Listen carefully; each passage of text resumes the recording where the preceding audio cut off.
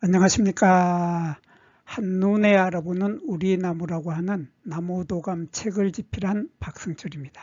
오늘은 장미가의 매실나무, 매화죠. 이 매실나무 앞에 흰자가 붙은 흰 매실나무가 어떤 나무인지에 대해서 살펴보겠습니다. 이 흰 매실나무는 꽃이 흰색의 꽃이 피는 거죠. 흰색의 꽃이 피는 매실나무다. 그래서 흰 매실나무라고 하는데, 이 꽃이, 흰 매실나무의 꽃은 눈이 펄펄 휘날리는 그야말로 설중매죠. 설중매. 그러니까 추운 겨울에 흰 눈이 펄펄 날릴 때 그때도 꽃이 피는 나무다. 그리고 이 흰 매실나무의 꽃이 핀 모습을 보면 화려하지 않죠. 꽃이 화려하지도 않고 그렇다고 수수한 꽃이 피는 것도 아닙니다. 그러면서도 품격이 있죠. 품격이 있고 고고한 느낌이 드는 이 흰 매실나무는 향기가 아주 멀리까지 진하게 풍겨나가는데, 달콤한 향기가 아주 멀리까지 퍼져나가는 그런 특징을 가지고 있는 것이 흰 매실나무입니다.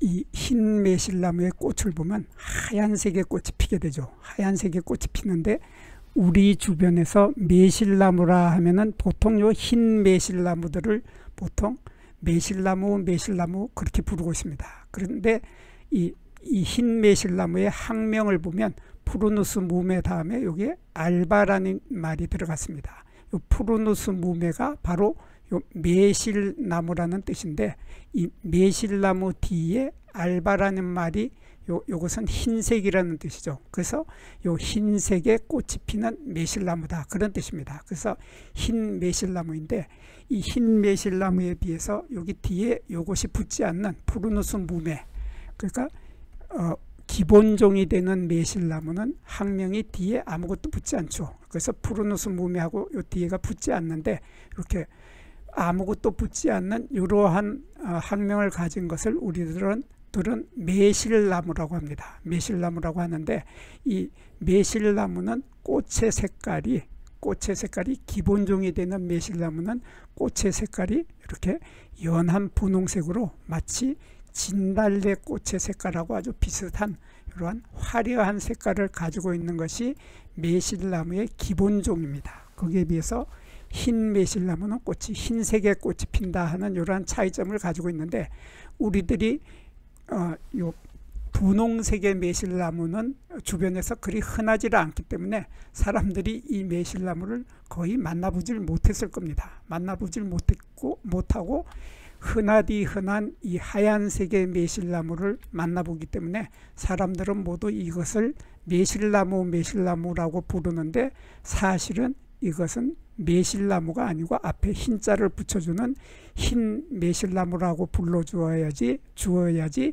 정확하게 이름을 불러주는 것입니다. 그래서 하얀 꽃이 피는 매실나무는 흰 매실나무다 하는 것을 오늘 머릿속에 담아두시기 바랍니다. 그리고 이 흰 매실나무는 보면은 이 꽃이 핀 모습을 보면 꽃잎이 하얀색, 순백색의 하얀 꽃이 이렇게 꽃잎이 5개가 있는데, 이 5개의 순백색의 꽃 속에는 수술대가 흰색이죠. 수술대도 하얀색의 수술대가 있고 그 끝에 노란색의 꽃밥이 달리게 되는데, 이 꽃밥 속에는 꽃가루가 들어있습니다. 꽃가루가 들어있고, 수술의 숫자를 보면 수술의 숫자가 엄청 많죠. 엄청 많은 숫자의 수술대를 가지고 있고, 그 가운데에 보면 여기에 암술이 하나가 보입니다. 암술대가 하나가 보이는데, 이 암술대를 이렇게 자세히 보면은 이런 모습인데, 맨 끝에 이 부분에 암술머리가 보이고, 암술머리에서 암술대가 쭉 밑으로 내려오는데, 여기 요 암술대의 아래쪽 부분에 털을 가지고 있고, 여기 요 부분이 씨방 부분이죠. 요 씨방 부분에 하얀색 털이 아주 촘촘하게 빽빽하게 많이 있다 하는 특징을 가지고 있는 것이 바로 매실나무 종류들의 공통적인 특징입니다. 그래서 요 매실나무는 요 씨방에 털이 많기 때문에 나중에 이렇게 열매를 맺었을 때 열매 껍질에 하얀색의 털을 많이 가지고 있다 하는 그러한 특징을 가지고 있고, 그리고 꽃받침을 보면 매실나무 종류들은 꽃받침 조각이 뒤로 젖혀지질 않습니다. 그래서 꽃받침 조각이 지금 5개의 꽃받침 조각이 보이는데 이 5개의 꽃받침 조각은 요게 꽃잎이죠. 꽃잎에 딱 달라붙어 있는 상태고 뒤로 젖혀지지 않는 것이 바로 매실나무 종류들의 공통적인 특징인데, 거기에 비해서 이 살구나무는 꽃받침 조각이 뒤로 젖혀집니다. 뒤로 젖혀지기 때문에 이렇게 꽃잎과 꽃받침 조각이 서로 떨어져 있죠. 떨어져서 꽃받침 조각이 뒤로 젖혀진다 하는 이런 차이점으로 이렇게 젖혀지면은 살구나무, 그리고 젖혀지지 않으면은 매실나무, 이렇게 두 나무는 쉽게 구별을 할 수 있게 됩니다. 그리고 이 매실나무 종류하고 살구나무 종류들은 둘 다 보면은 푸르누스라는 학명으로 시작을 합니다. 그래서 여기 흰 매실나무도 푸르누스 무매로 시작하는데, 살구나무의 학명을 보면 살구나무도 푸르누스로 시작을 하죠. 푸르누스 아르메니아카 죄송합니다. 아르메니아카. 이 아르메니아카라고 하는 것이 살구나무인데, 이렇게 같은 푸르누스로 시작을 하기 때문에 여기 잎 자루에 보면은 샘물질, 선체라고 하는 샘물질을 둘 다 가지고 있는 겁니다. 그래서 이렇게 살구나무도 여기에 잎자루에 샘물질을 가지고 있고, 매실나무도 보면은 매실나무 종류들도 이렇게 샘물질을 가지고 있습니다.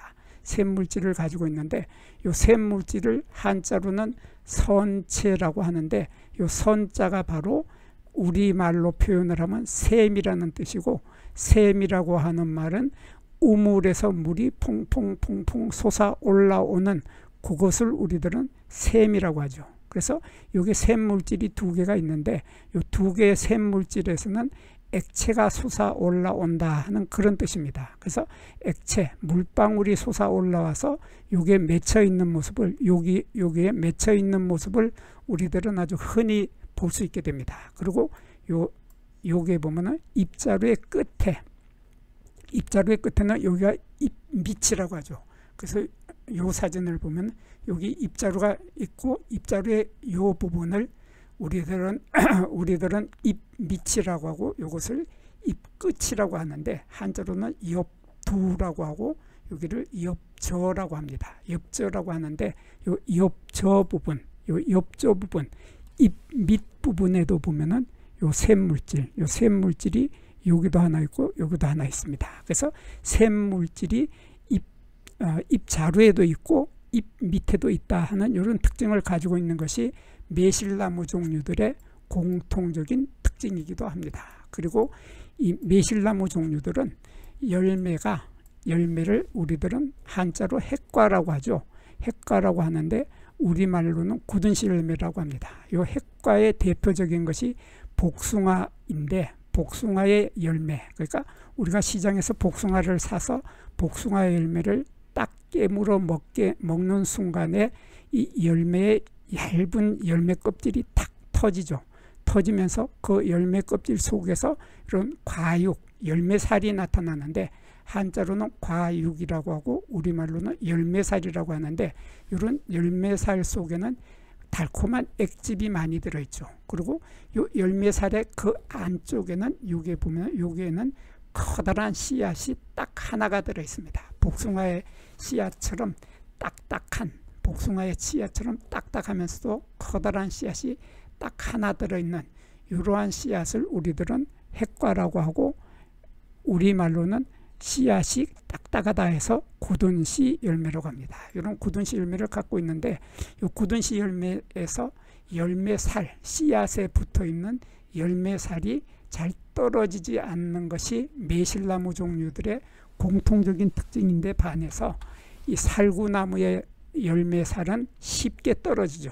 쉽게 떨어져 가지고 살구나무의 씨앗은 열매살이 하나도 없이 깨끗하게 싹 발라져서 딱 떨어진다. 그래서 잘 떨어진다, 열매살이 잘 떨어진다 하는 것이 바로 살구나무입니다. 이렇게 해서 살구나무와 매실나무는 쉽게 구별이 되고, 그리고 매실나무 종류들은 보면 줄기에 이렇게 가시가 나오는데, 이러한 가시를 우리들은 한자로 경침이라고 합니다. 경침이라고 하는데, 이 경자가 바로 줄기라는 뜻이죠. 줄기 경자인데, 요 경자가 줄기이고 침자는 침이니까 가시죠. 그래서 줄기가시라고 우리말로 표현을 하는데, 이 줄기가시는 시간이 지나게 되면 여기서 잎이 돋아납니다. 잎이 이렇게 돋아나고, 잎이 돋아나면서 또 가지도 돋아나서 새로운 가지로 변하게 되는 그러한 가시를 우리들은 줄기가시라고 합니다. 이러한 줄기가시를 가지고 있다고 하는 것은 매실나무 종류들의 공통적인 특징이기도 합니다. 여기에서 잠깐 구독과 좋아요를 누르는 시간을 갖도록 하겠습니다.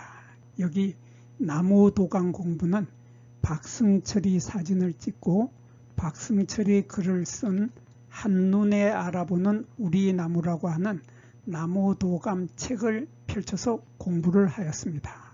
공부를 하고 난 후에 만나게 되는 나무는 바로 내 친한 친구를 만나는 것처럼 반갑고 호기심 넘치고 흥미진진한 기쁨을 가슴 가득 안겨주게 될 것입니다.